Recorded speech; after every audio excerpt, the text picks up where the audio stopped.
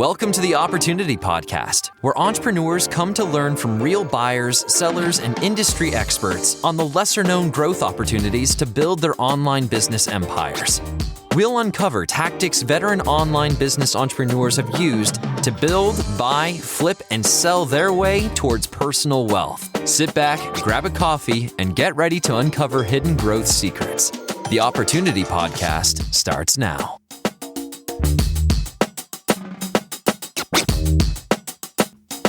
Welcome back to the Opportunity Podcast, your go-to resource for hitting growth opportunities throughout online business. We're your hosts. I'm Brandon. And I'm Sarah, and thanks for joining us for our latest episode. Today we will be speaking with Yoni Kozminksi, founder and CEO of Escala, a service that helps online business owners by mapping, analyzing, and overhauling the business end-to-end operations to help them achieve their desired scaling goals.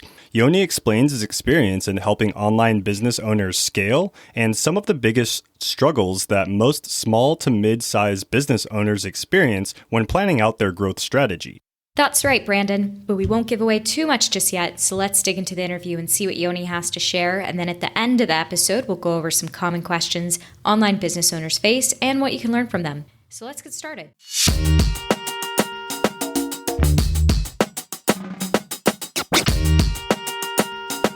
Hey everyone, welcome back to the Opportunity Podcast. So we have a really special guest on the call with us today. It's Yoni Kozminksi, and he's the founder and CEO of Escala. So welcome to the show, Yoni, and thanks for joining us today. Brandon, Sarah, it's an absolute pleasure to be here. Thanks for having me. Yeah, it's really nice to have you on the call. We were excited to talk to you about your business and a little bit of your experience. But for our listeners who might not be familiar, can you introduce us to yourself and currently where you are in the world right now?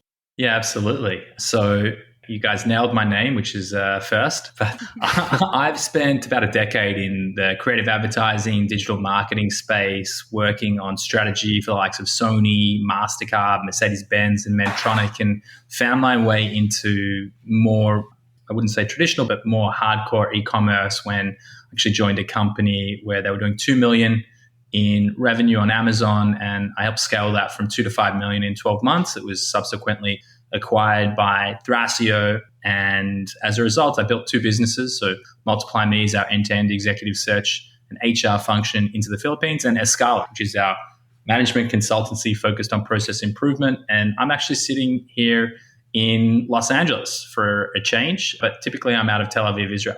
Okay. Wow, yeah, that's a really great story to hear that you kind of went through those processes to get to where you are today. And for those that might not be familiar, can you tell us a little bit about what it is that you're doing today and who is Escala and what you set out to achieve for your clients with Escala? For sure. I would love to, and I'd love to dive in a little deeper. So when we look at Escala, and it actually means scale in Spanish. So what we've done there is we've effectively taken I wouldn't know if I'd call it age old, but the now, fairly seasoned management consulting around process improvement through the likes of Ernst & Young, McKinsey, Boston Consulting Group, businesses like that typically work with enterprise clients. They've built out methodologies that really enable scale for businesses through process improvement, through building the right processes.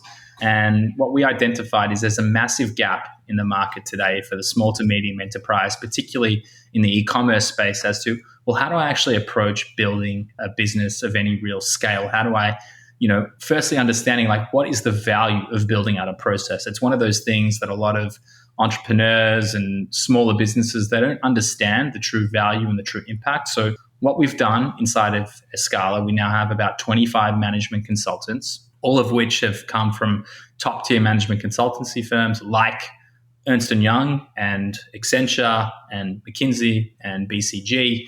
And we've built out our own methodology around how systemized is your business. And the way we define a system, it's the interconnectivity between people, process, and technology that really actually has your business delivering what you'd hope it to deliver on. You could have the best piece of technology in the world, but unless you have the right people driving that technology and the right processes implemented, then the system doesn't work harmoniously. So what we're delivering inside of Escala is we're actually deploying a number of our management consultants who specialize in the space into the business.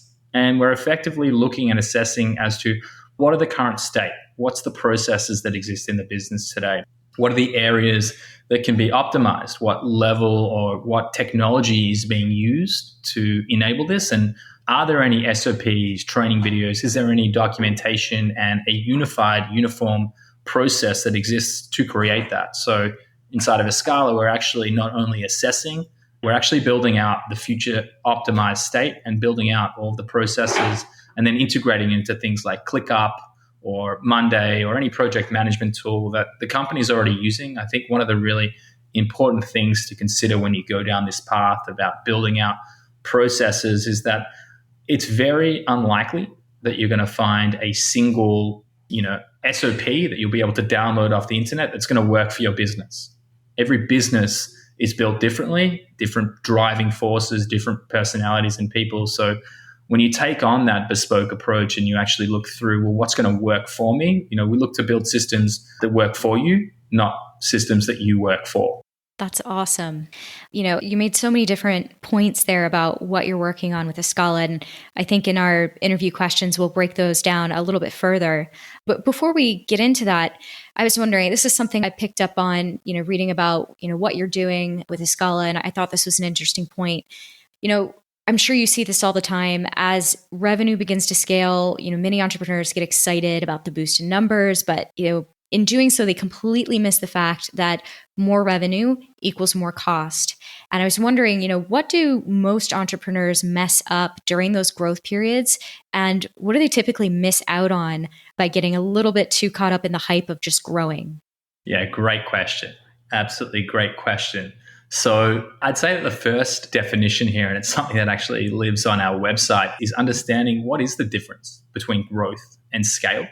So when you look at growth and you're growing revenue, you can have, and this seems to be a thing inside of the industry, everyone's obsessed by growth. I'm doing, $50,000, $100,000, $1 million a month, and everyone's simply driving that growth perspective. But what they're not really thinking about is scale. And, we live in a capitalist society. So the reality is it doesn't matter how fast you're growing. If you're not scaling, if you're not being very protective of what your profit margins look like, what your time looks like, making sure that you're actually working on important things versus urgent things, then things typically start to go awry and you can build this absolute beast of a company that's doing, $100 million in revenue, but you're not actually driving or moving the needle when it comes to profitability or getting closer to probably the things that you probably set out to achieve when you started the company in the first place. So in terms of things that people are typically missing out on, I think that it comes down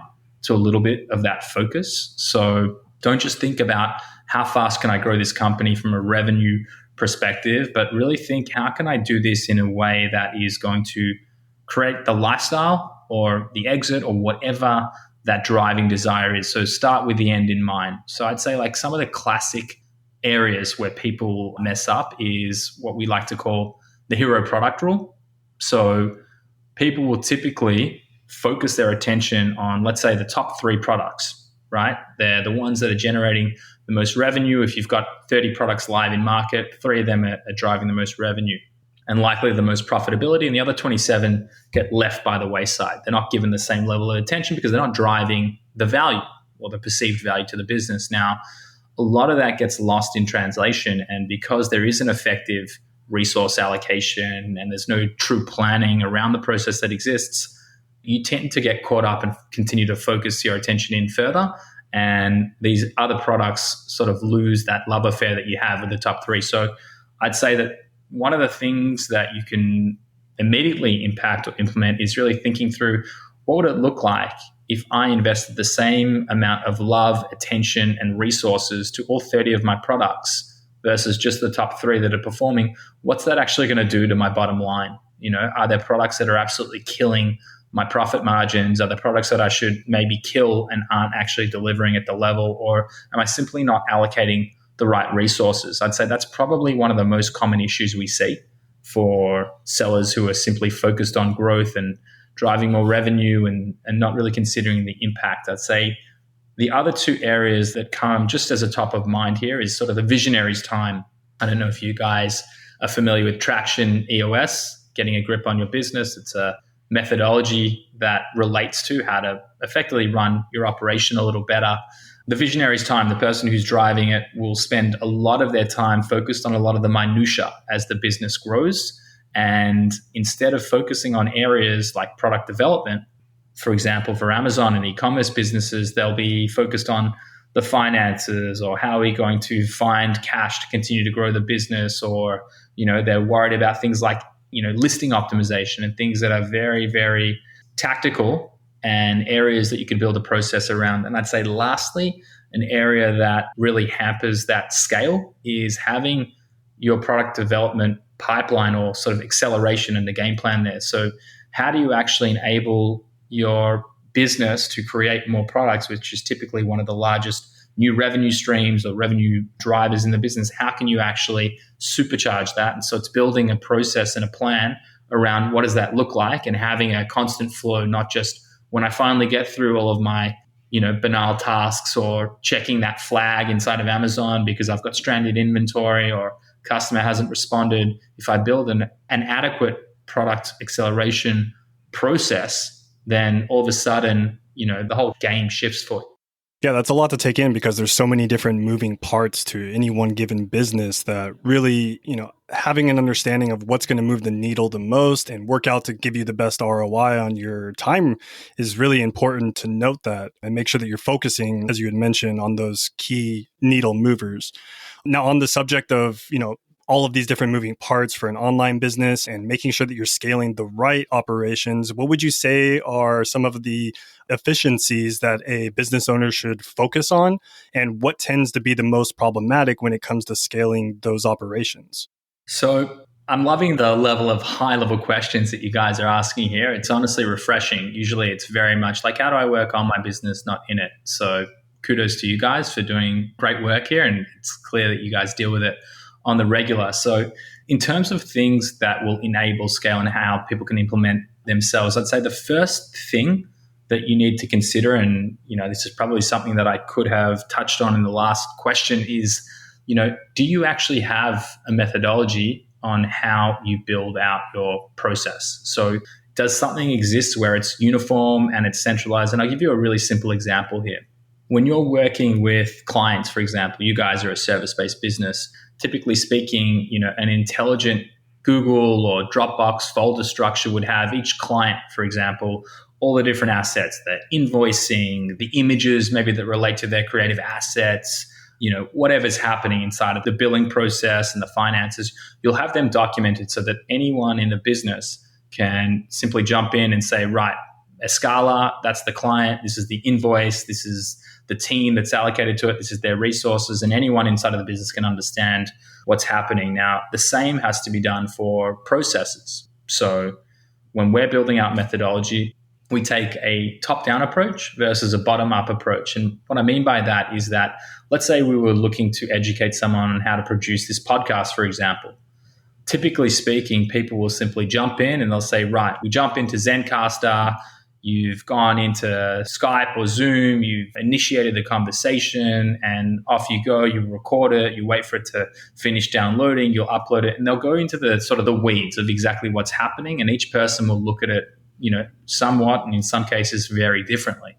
Now, if you take the top-down approach where you build out the infrastructure of the business, so what do all the core functions do inside of the business? What's the interconnectivity between each of those? So, for example, how does this podcast connect to marketing and sales? And so what information might the marketing team need to know from the person who scheduled the interview in the first place? So if you look at it from a top-down approach, and how does that distribute to the social media department and posting on specific assets, and if there's a monetary investment involved in it, then you start to look at that. So if you take the top-down approach where you build out the core functions and the sub-processes inside of that business, then people can actually understand what's happening in the business as a whole. And I'd say that's probably one of the fundamental mental shifts people need to make, is don't just dive in and start building a process around each specific function, because you're going to run into a number of issues. The first is you're probably going to be the only one who understands how to utilize that. And what's probably even more likely, and the thing we see most, is that you're also going to be the only person that knows how to find where that SOP is. So having a uniform approach and defining at a high level how people should build out their processes will have, a huge impact in the business and its ability to actually solve for X when the right person isn't sitting in front of their computer. I don't know if I answered that question, but I feel like I might have touched on it. It kind of relates to one of my next questions I've been thinking about what you're saying on what would make a good process. I think this is something I've seen in, different companies I've either, worked with, for, had clients, etc. And my question is, how do you get people on board to buy into a new process, especially when you're kind of revamping your whole process to make it better? I find that, sometimes if a business has been operating in a certain way for a long time and people have an individual way of doing things, all of a sudden when you want to come in and you say, hey, we've got a new system here. I mean, how do you implement a system that actually works well for the company and gets everyone on board without, the least resistance possible? If that's something, and I'm sure you're probably running into that, right? With certain clients where it's like, okay, but, certain team doesn't want to do it that way. What do you do in that situation? Yeah, great question again. So I think it's multifaceted, sort of how you approach that situation. I think the first and most important thing is that when you are looking to change a process or create one, if one doesn't exist in the first place, you've really got to have that level of communication and buy-in from the people who are going to be impacted by this evolution, change, or creation of the process. So, in terms of what we deliver on from a business perspective, we always have an initial kickoff call with the client, with the CEO typically, and they'll have opening remarks. We'll look to define, well, what's our objective here? It can be a little bit daunting. Forget Escala for a second. For any business, it can be a little bit daunting, right? You've got a huge shift perceivably in the business where you're building out a process. I think having that level of open dialogue and being able to communicate very effectively, saying, no one's going to lose their jobs here. It's all about how do we help you and enable you to achieve more by doing the things that you're best at and removing some of the minutia or, reducing and creating redundancies in processes that aren't really working for us. So I think the first thing is making sure that you get collective buy-in from the people that it's going to be impacting, and so that everyone's on the same page. That would be the first step in helping create that effective uptake. But I'd say what's equally as important, if not more so, is, and this is a big thing that we preach, and I can't say that we've coined it, we stole from Amazon, is that they have separable single-threaded leaders in their business. They have a very clear focus on making sure that someone owns it and has decision-making powers around it, and that there's not this long-winded way in which you have to go and seek like upper and senior management's approval. So giving someone accountability and responsibility around that rollout and having them as, let's say, the internal champion of the process is going to be a surefire way to make sure that someone is on it, someone's delivering, and that it's going to have a much greater success of being taken up. If you don't have people who genuinely believe in it and aren't bought into it, then, these things, I'm sure like both of you through your careers experience, they quickly fizzle out. So making sure that you have an internal champion and also setting expectations, I would say, in terms of key delivery dates and what's required. Once you've got everyone's buy-in, having that champion potentially project manage that delivery and having it as a Gantt chart or whatever project management tool you're using, if it's in ClickUp, making sure that people are aligned and there's some level of regularity in terms of getting this implemented. And then also having KPIs and deliverable expectations. What does success look like versus failure? Defining that at the start, I think, are going to be all highly valuable ways to see an initiative like this internally actually get done and get done effectively. Yeah, I like the point about removing minutia. I think that's an important one. It's a nice incentive to say, hey, this change that we're rolling out, it's actually going to make your life a little bit better, a little bit easier, because obviously human beings are change resistant. Even though you tell them, hey, it's going to make it easier, I promise, it's still the act of changing, the act of transformation doesn't always come easily to everybody, especially if you're dealing with big teams. You really have to work in there, like you said, get the particular champions in place to oversee the processes, make sure that we are removing redundancies so that people feel good about moving into the changes. I think that's a good setup. Now, obviously, you are working with change and implementing that every single day. I was wondering what kind of anecdotes you might have about the transformation that you've seen when the right processes are put into place. Yeah. I mean, I wish I had some of our clients on this call to tell you sort of, the impact that it's had. But I mean, we're working with some larger e-commerce sellers. And I would say that the one that had like the most overt output, or the one that was most vocal, was probably one of the largest sellers that we've worked with. They're probably approaching about 100 million in revenue. And for him, he just said it's life-changing. The ability to, have this process documented where within, 15 seconds, you have a very clear understanding of every function and every aspect and the vernacular and the glossary of terms. I'd say that for willing and able participants who believe in the process and commit to it, you just see this rapid shift. It's not overnight, but in time, once they have delivered on not having to jump in, let's talk about a service-based business for a second, because that's what I'm living in.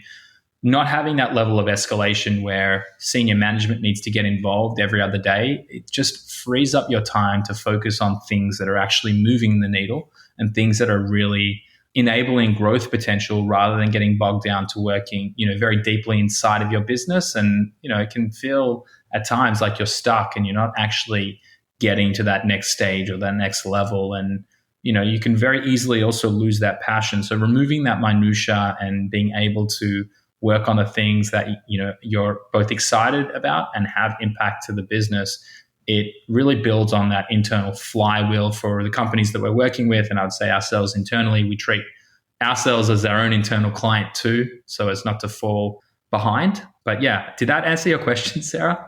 I think so. I actually have a follow-up on that. So when you're talking about the process, and obviously it can be a journey, and sometimes it's easy to maybe get a little bit tired along the way of implementing changes and not really sure, is this going to work? Is this going to give me the growth I'm looking for? Now, I understand in this question, it's probably going to be, it depends, but I'm going to ask anyway. How long does that journey to implement better processes, how long is that typically? And what does that look like? Let's say I know you're talking about service and e-com, maybe just paint me a picture of that between like those different industries. For sure. So for us, typically, I'll give you two examples. The first, and I imagine the audience that we're likely talking to would be the classic e-commerce physical product seller, or businesses that are selling physical products. So in terms of how it works, and it's, I don't know if funny is the term I would use here, but everyone always wants to build their future state.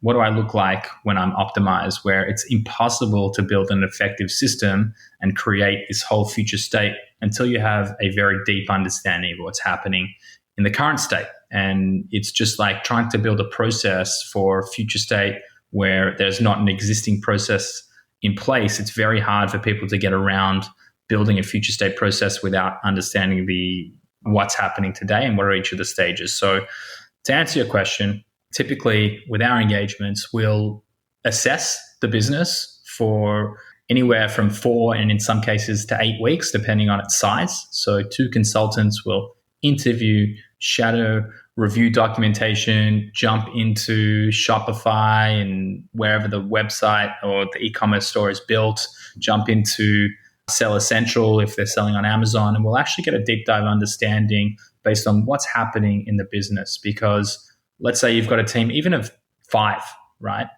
The reality is that the way things happen and the way they're perceived at different levels are usually somewhere in between. So what we do is we'll actually, as a third-party independent body, we'll interview all the key stakeholders and we'll understand what the reality looks like from their perspective and what the output typically looks like after that, 4 to 8 week period is a current state of what does the process look like from start to end at a high level, and then what are the process groups? So what happens inside of each core function of the business, and then what are those sub-processes? So let's say I've got a team. What does each individual in the team inside of that process, what do they deliver on? What tools are they using? What are the actions that they perform? And this, for us, is still at a very high level. This isn't working instructions. This isn't giving you a step-by-step process. This is just understanding and committing your business to a working framework. And from there, we start to actually identify areas where there's bottlenecks, where there's challenges. So we'll start to look at, with all the businesses that we've worked with today, we'll start to understand levels of efficiencies that are very easy to understand from the get-go. Prime example might be you've built out your e-commerce business, you're an Amazon seller, and you handle brand management, but you haven't focused upon launch. Launch and brand management, currently, they're the same team. Whereas for any of those selling on Amazon, they'll understand the importance of getting the right launch strategy in effect, the right PPC strategy, the right review strategy, the right actual delivery around launch, and how to focus in on that bestseller ranking, that BSR ranking. So breaking up those two teams, for example, might be a recommendation, and having single-threaded leaders that are focused on those specific outcomes and deliverables. It totally, these are small shifts in a business, but when you have that level of accountability where all you're focused on, or all the team is focused on, is launch, and one is focused on brand management, then, magic effectively starts to happen there, because you have people who are really driving that single focus, and they're able to truly focus on it. So going back to what the delivery looks like, we then move into actual implementation. So once we've identified all the different challenges, bottlenecks, and we've put together a SWOT matrix on how we'd assess it, then we move into effectively building out the future state. So we'll take the current state and what it looked like, and we'll build it as we believe it to be in its optimal state. We'll make the recommendations around the technology, around the processes and the people, and we'll actually build out full working instructions, step by step, glossary of terms as to, what does, for example, let's keep using the Amazon example, like an ASIN might be a new term for someone who might have, extremely vast experience in supply chain and logistics, but they've never worked inside of Amazon before. So understanding the terminology and the vernacular that relates to their specific role becomes a key component to their onboarding, their induction, and, I would say as well, even the acquisition or sale of a business. If you don't understand all the terminology, if you don't understand everything that's happening, it becomes much harder to sell your business or to buy a business when you look at that sort of requirements around knowledge transfer. So we then integrate and implement all this into a project management tool. We deliver an education component where the idea is not to keep coming back to a Scala every single time you build a new process or you make deviations or changes. We educate you on how to build it, but the real value is building a framework. We have a series, or we have 5 stages of our process SOP methodology, and we'll build that in so that you guys can actually leverage, I guess, the hard work that we've put in to understanding how to build this as a uniform solution. Yeah, it's amazing insight. And, looking at it from your perspective and taking more of like a 15,000 foot view on the entire business and understanding the entire framework of the business is really helpful and great insight. But I'd like to dive a little bit deeper and talk about SOPs themselves. Now, we do, mention this a lot in our content, where we always say, having a set of SOPs is great, helps increase the value of your business should you decide to make an exit, because buyers ultimately are going to want to understand your processes and understand the operations of the business. But I'm curious, through your experience, what would you say makes an effective SOP that is evergreen, something that avoids the tactical approach, as you had mentioned earlier? And what does that look like to you as far as building out an effective SOP should business owner decide to make an exit down the road?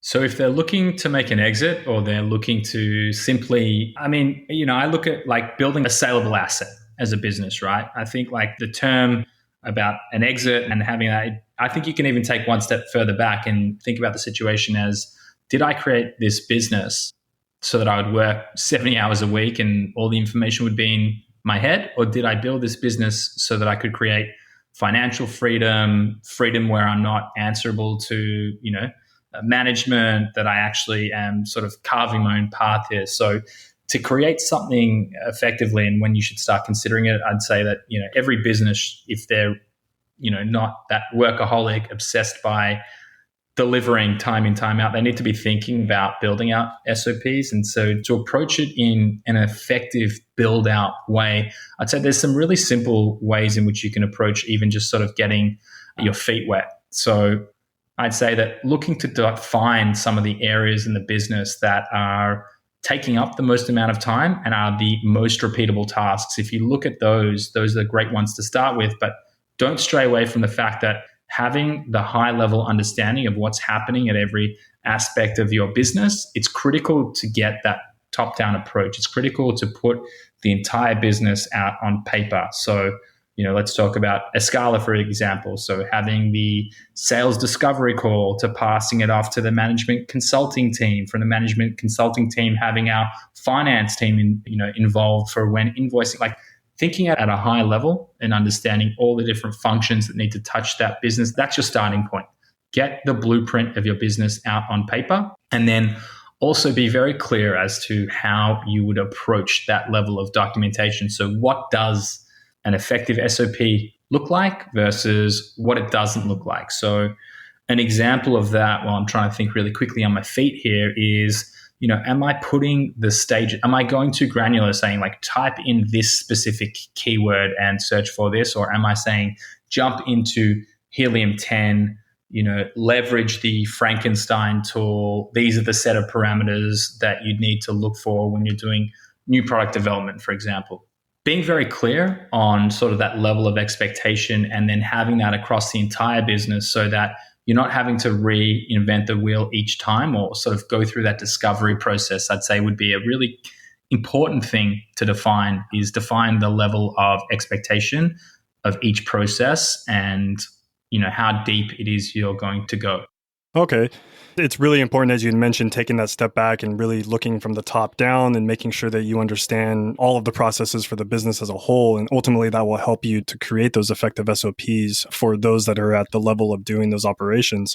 But I'm curious, with you working with many large acquirers and e-commerce brands and business owners, what do you feel are maybe some of the biggest obstacles that they face when they're trying to build out their SOPs? And then also, how do you feel that they usually can overcome those obstacles once they're within your system? So I would say that the number one area that we see as, a true challenge is that most of the entrepreneurs that are driving these businesses, they're not systems focused. They've created this business typically out of passion. They're particularly excited. I'd say the bulk love new product development, and those are the areas that are really exciting. So the daunting task of sitting down and building out this process and, effectively farming it out, I'd say it's probably the biggest bottleneck or the biggest challenge you're going to have is having them allocate the time to build this out themselves. And I would say then sort of enforcing it. And again, I'm making some sweeping generalizations here, but just from our experience and the clients that we're working with that are growing rapidly, the whole e-commerce space and Amazon as well, it's just exploded over the course of since the pandemic effectively. And so you're seeing a lot of people grow very, very quickly and lack the resources or experience to build these things out. So when we're working with founders and we're working with businesses, what we typically see happen is that we've got a professional team who's doing a lot of the legwork. We've built out our own methodology around not just the maturity framework and where they sit in our scoring system, but also how do we actually build it out so that we can educate people on, this continued process. And we built out the SOPs in totality. So they really get to sit back, relax and enjoy while the team delivers on the hard work. And I would say that once you have that level of commitment and that level of buy-in, and people have invested money into leveraging Escala's services, then you typically tend to see a shift. And it's usually within the first 3 months that people are already pretty excited about the fact that when they didn't know how to do aspects or things inside of their own business, and I'm guilty of it myself, when you have that level of insight and documentation, the things and the areas and the issues and the bottlenecks and the challenges, they pretty quickly dissipate. And when it comes to, for example, scaling your business or onboarding new talent or looking at potential acquirers, the whole conversation shifts. So I don't know if I'm answering your question, Brandon, but I'm giving it a red hot crack. Yeah, no, it makes sense. Yeah, something popped into my mind as you were talking about that. And I'm not quite sure if you were getting at this point, but I was wondering if this comes up for you. How often is it that, when you're looking at a company's plan to realize efficiencies and scale, do you look at that roadmap and go, okay, actually the way to get there is to bring on a particular type of talent or a particular partner, or, actually it's time to go raise capital. Like, is that a part of what you're bringing to the table when you're talking about scaling? Yeah, so absolutely. To answer that, very directly here, there's probably a mix of components that we'd look at when we're working with clients. One is, do they have the best resources that they need to succeed, whether it's an exit, whether it's scaling their business? So, we work with a number of partners around each of the different components, whether it's raising capital, whether it's, getting growth capital, not from, VCs and investors. We'll make those introductions and we'll enable and have those conversations. But I'd say as well, as part of our delivery too, we're actually looking at the finances as well. So when we're making recommendations, let's say it's not about exit, let's say it's about growth, because they're very different engagements, right? If a company comes to us and says our goal is to exit in 6 months, 12 months, 24 months, then we're building different dependencies. We're not trying to create a million new products and build a new product development pipeline. What we're looking to do is something to maximize that, that exit value. And so that looks like a different engagement. Also, it's less about improvement and it's more about knowledge transfer. Again, depends on the duration. If it's a 3-month turnaround, then it's very much about knowledge transfer and opening it up to more prospective buyers so that you can actually increase the interest from businesses. But to your question, I'm actually losing my train of thought here. It was good that you made the capital note. I was just thinking, and I think you started touching on it. It's like, how much is it, when you're coming up with that scaling plan, it's like, what we need to get the right CFO in the room, or we need this sort of marketing talent. And yeah, I was just curious because I think that's something that when we talk about SOPs and we talk about realizing efficiencies, sometimes we think, okay, well, we need to just look at operational systems. And sometimes it's not always like we're taking a step back and going, oh, wait, there's a skill gap here. I need to get the right person in the room if I want to be a multi-million-dollar company. So yeah, I think it's just adding in the human element to what it means to scale efficiently. Right. Yeah. So to answer your question, that's a core component of our delivery mechanics. So where we look at scalability, the other side of scalability is organizational strategy. Who do you need and when do you need them to actually enable this growth? So we'll look at the financials around the business and we'll look at what the performance looks like, and we'll actually help augment or create the desired outcome for when do you need a specific key player in the business, or anyone for that matter, over the course of a 6, 12, 24, and in some cases we've done even 3 and 4 years time. We've built those gearing ratios. A really simple example to, for anyone listening might be that we plan to bring on 100 new products a year. The reality is when you've built the capacity planning around your graphic designer, the same graphic designer who's working with 5 brands or 5 products right now is not going to be able to work with a further 100 6 months down the line, 12 months down the line. So it's about building those aspects out as to what does growth look like over the course of whatever the defined period is that the business is trying to scale or get ready for sale. Okay. And let's dig into that a little bit more. I mean, you were saying this earlier, you were talking about the difference in what kind of roadmaps you put out when a company is close to exit. But can we talk about the relationship between, improving efficiencies and exit? Is there, say, particular timelines that, say, a seller who's hoping to exit down the road, they should be looking at if they're like, okay, if I want to exit in, a year, 2 years, this is when I need to start really addressing the efficiencies to realize the ROI, et cetera. And how have you seen that play out into a more powerful exit when they really get those efficiencies right? So I would say that the sooner you start planning any of these components to your business, the better. And there's many, many different reasons why I would say that. It's like the quote that we put on almost every presentation deck that we send out is, if I had 6 hours to chop down a tree, I'd spend my first 4 sharpening my axe, by Abraham Lincoln, of all people. And I think that goes or that speaks volumes to anyone who's considering an exit or planning anything in their business and in their life at its core. So having this in place, and I'll give you the example. Let's say you're looking at a potential acquirer. A lot of the aggregators today, the big push is, cash on delivery, 30 days LOI, being ready so that it shows a level of sophistication and readiness if you can turn around on the same day that a potential acquirer looks at your business, and you can hand them the roadmap, you can hand them the financials, you can hand them every bit of information that exists around the processes in the business.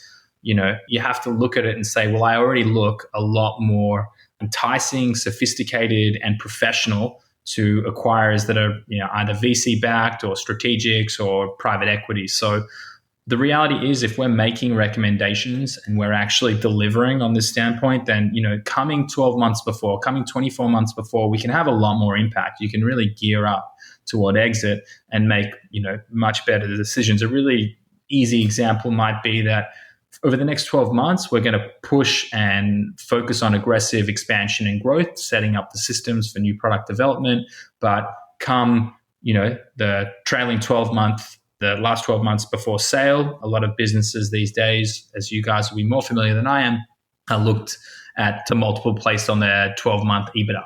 So if you can gear up towards having massive growth, creating that hockey stick graph, and then making sure that you actually focus on the profitability, let's say, for the final 12 months so that EBITDA is right up there, then all of a sudden, we're talking about multiples that might range from 4 to 6 to 8 to, I'm hearing some high numbers these days. I mean, that has a significant impact to the future of your life and your financial freedom realistically. So I'd say the sooner you get better, the sooner that you get onto this, the better. And I would say from my perspective now, I'd never start another business without building out the process, without documenting everything as I'm going along, so that I actually know where I'm driving and I know that I'm ready for a potential exit. Even if that's not what I'm looking to achieve in any of the businesses, at least I know that I can go away on holidays for a 4-week period and not feel stressed that things aren't getting done that might need to be. Okay. I think, you're to that last point. It relates to my next question.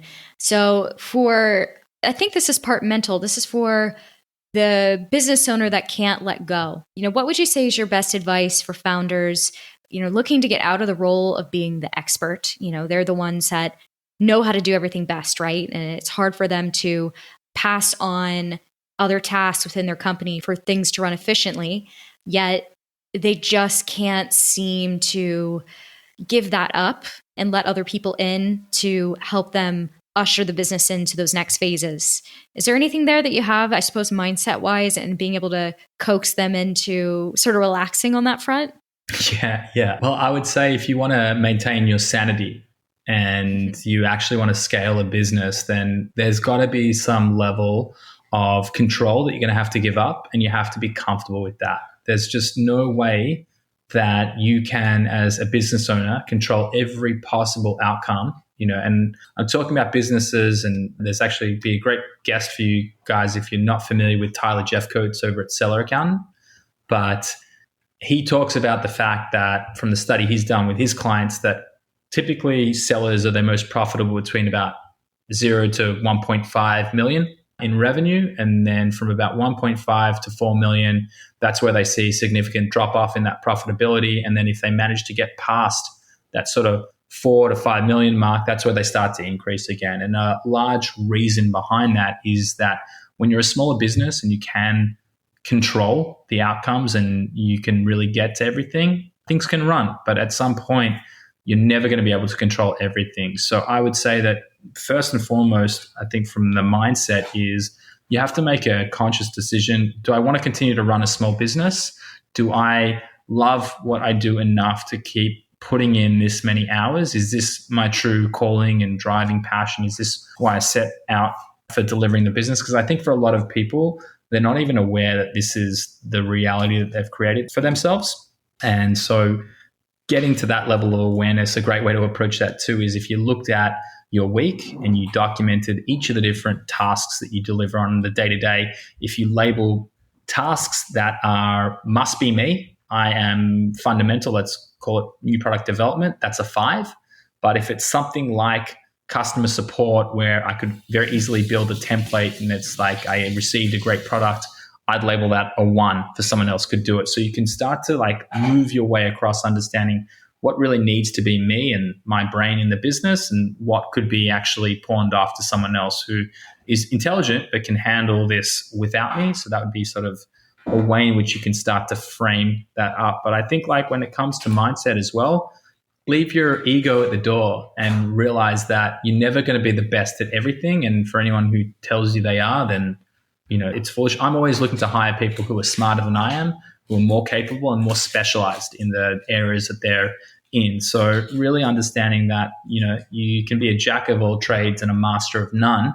And there's only so far you can take that. So focusing in on the areas where you add the most value to the business and understanding that if you build the right process or you bring in the right people, or if you're really smart, you do both, then all of a sudden your ability to create massive output, it's a changing game. So long answer for you, Sarah, but you have to be comfortable with relinquishing some control. Just be very strategic as to what control you are giving up. Yeah, it's a really great point. You bring up what you had just said is, being a jack of all trades and a master of none. I feel as business owners, we tend to feel like we need to do all of the operations and have our hands somewhere, somehow in the business. And I guess it falls back on that mentality, like you want something done right, you do it yourself. But having an understanding and that roadmap, as you had mentioned, and figuring out what you can outsource and what you should be outsourcing to step away as that, what Sarah had mentioned as the expert in the space for your business is really important to scaling as well too, as something that, definitely ties into the operations of the business. Now, for the future, for business owners that are looking to maybe start planning these operational frameworks, as you had mentioned, Yoni, what do you think is maybe the future, or maybe some tips or advice you would give them for future of planning out these operations and these systems, basically to keep entrepreneurs at the front of their mind so that they understand, okay, I need to have these processes, detailed in this certain type of framework so that they can be most effective? Yeah, so a bit of a broad topic, but I would say things that I've definitely experienced throughout the course of my journey is that when you can actually build a plan and work backwards to what your objective is. So a simple example, it's not, I guess it does bake into our SOPs inside of the business, but if you guys are familiar with Traction, the entrepreneurial operating system, what they work on is building strategic goals around the business over a 12-month period and then working backwards into hitting your rocks, which is what they define as their 90-day goals. And then you deliver them to each of the team members that exist in the business. So you sort of layer down what's the business objective and then what are the 90-day goals that will relate or ladder up into that overarching goal. So I would say that when you're building out any of these processes or when you're building any businesses, it's having the plan to define, well, what am I trying to achieve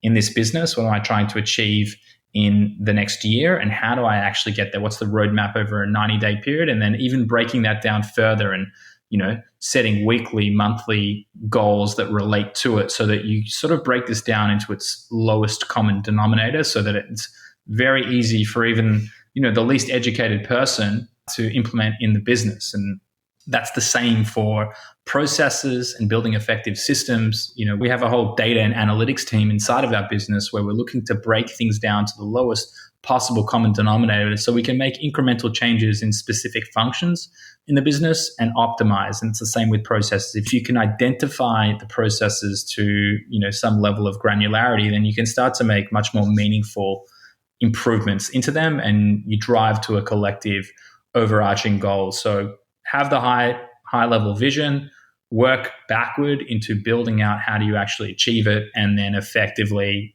execute, manage, and track that performance as it goes along. And it's the same, like I said, with SOPs, follows that same methodology.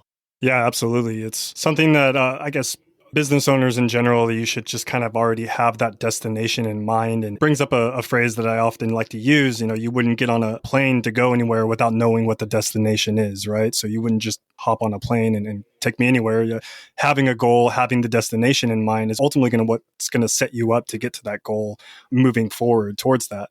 Yeah, that pretty much wraps up this interview and this call as well, Yoni. We really appreciate all of the great insight and knowledge that you've been able to share. And I'm sure our listeners gained a lot of value from all of your experience as well, too, in this space and building operations and building out that framework for your business as a whole.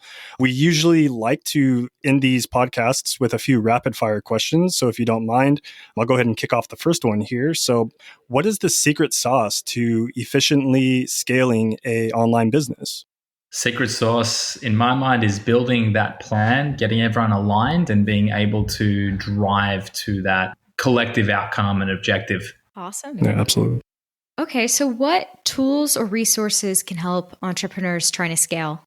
I would say there's a ton of books that I read that I find particularly useful. So I love The 7 Habits of Highly Effective People. I felt like that was a fundamental shift in sort of my mindset. And that led to books like Good to Great by Jim Collins. These are all methodologies on how to scale businesses. And again, these are things fundamentally that have had a shift. I'll throw out a podcast that I actually love listening to. It's called Think Like Amazon. Tyler Wallace is the host, and he looks at all the leadership principles, interviewing ex-Amazonians. I found that really, really valuable in terms of understanding how, one of the most incredible businesses of our time or of any time that's grown so rapidly approaches growth and scale and evolution. Awesome. All right. Well, this is, I like wrapping up these interviews on this question. Obviously gets things a little bit lighter. What would you say has been your funniest moment working as a digital entrepreneur? Funniest moment. Ooh, I would say the funniest moment as a digital entrepreneur would be, we have every Monday morning coffee break game with our team. So originally we started the company before COVID, and we used to talk about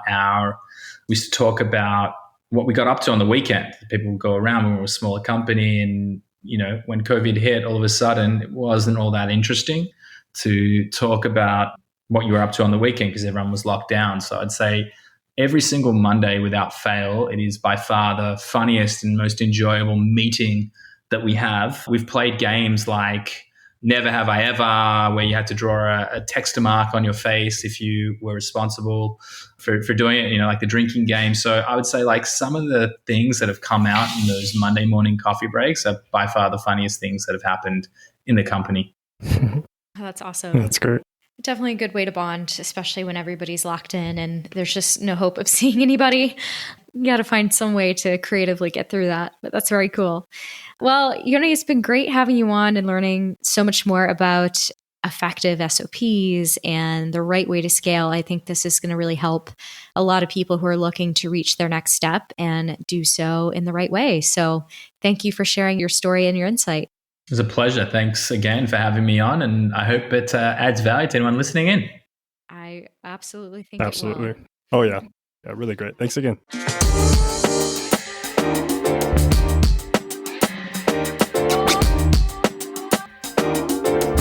Hey everyone, now that we've wrapped up this episode and learned about how to approach scaling your online business to gain the most success, we wanted to cover a common question about buying and selling online businesses. So this week's question that came in is, can I potentially build an entire business just by buying and selling web equities on your platform? Just like how people flip houses. So this is a really great question. It's something that maybe not a lot of first-time business buyers are aware of, but this is absolutely achievable when it comes to buying or flipping websites. As it's kind of funny, that's where we actually got the last part of our name, Empire Flippers, was from investors that take this strategy themselves.